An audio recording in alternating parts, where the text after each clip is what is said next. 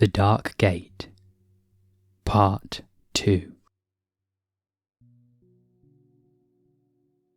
The air was so thick and heavy with smoke, and the odour of many crowded aliens, it could almost be sliced. Rusted hull plating and fogged plexiglass enclosed this space, and within it a cacophony of trills and grunts overlapped.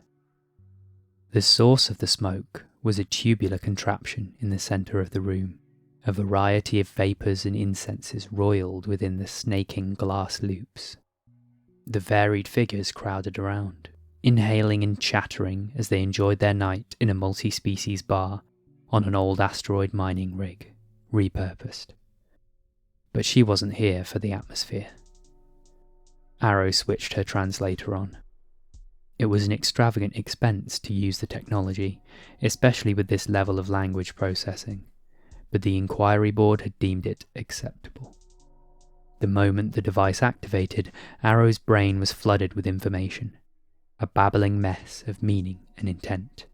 Reeling, she turned down the sensitivity of the translator, narrowing and shortening the radial cone within which it worked.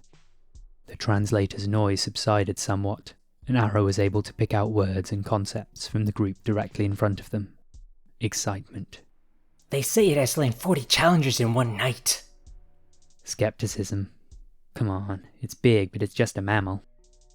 A chime sounded through the room over the conversations playing out in 10 different languages, and a set of double doors torn from some old cargo bay ratcheted open to the rear of the room. The babbling crowd filtered through into the space beyond. Following the crowd, Arrow passed into a cramped, ringed balcony, which opened onto an expansive room with a swept dirt floor, some 15 wingspans below. A burning pit of flame was set into the centre of the space, and a rig of strip lights shone down from the above balcony, highlighting smears of blood in the dirt.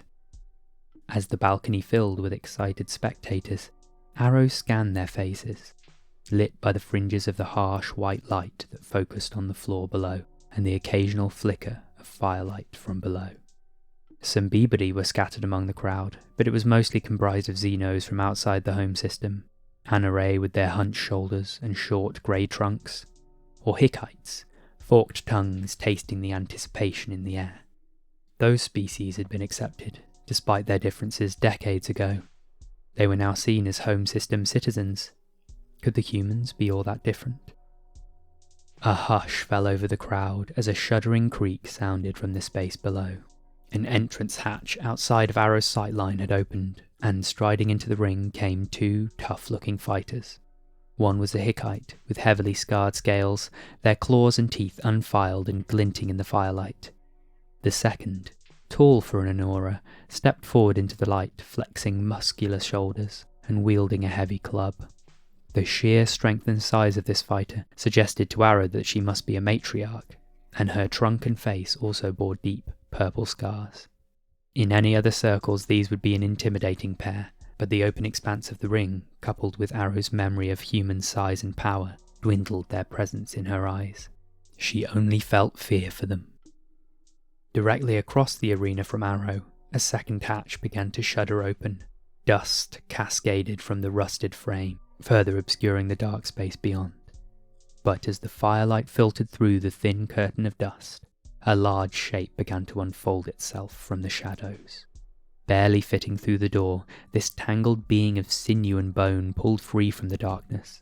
A gaunt figure in a menacing crouch, pallid skin stretched tight over bony features, loomed over the brave fighters. The fire pit in the centre of the arena was the only thing sheltering them from its cruel hands, which now grasped the dirt floor, causing cracks and furrows to break open in the floor itself. Bands of sinew flexed underneath the tight skin all the way up the creature's long, thin arms, as it seemed poised to lunge out. The crowd buzzed with excitement, cheers and whoops coming from amongst the overlapping babble. For a moment, Arrow turned the translator onto the crowd. Excitement. Take it down. You can do it. One Hickite shouted through the cacophony.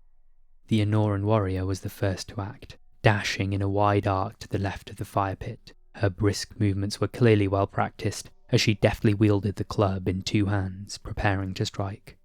The heavy wooden club whistled through the air and impacted the raised forearm of the human. Thunk! It bounced off. The taut, lean muscle in the forearm sprung the club back, its wielder's shocked expression turning to dismay as the human's massive sinuous hand grasped their torso.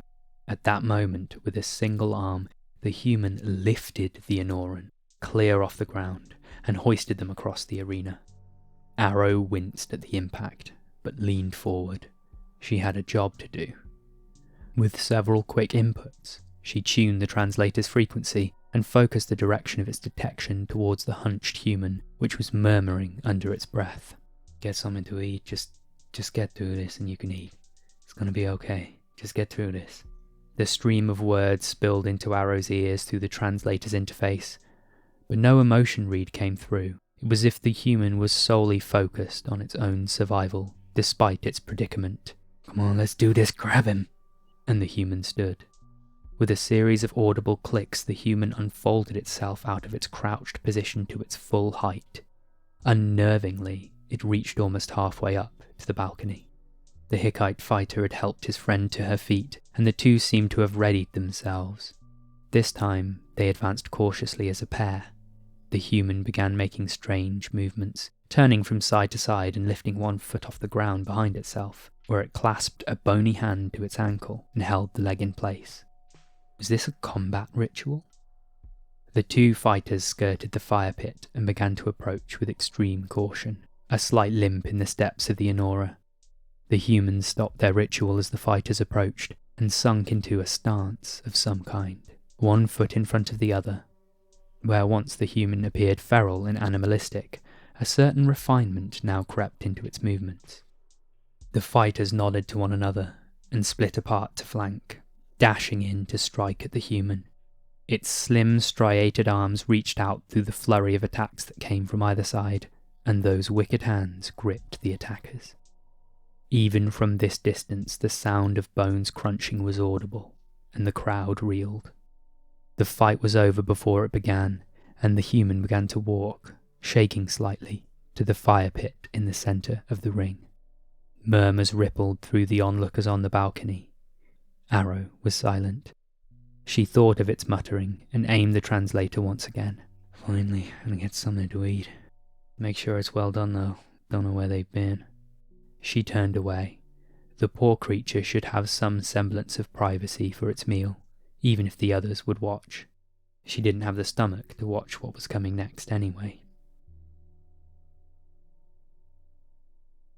Thank you for listening to this episode of The Dark Gate. Read by me, A Good Bean.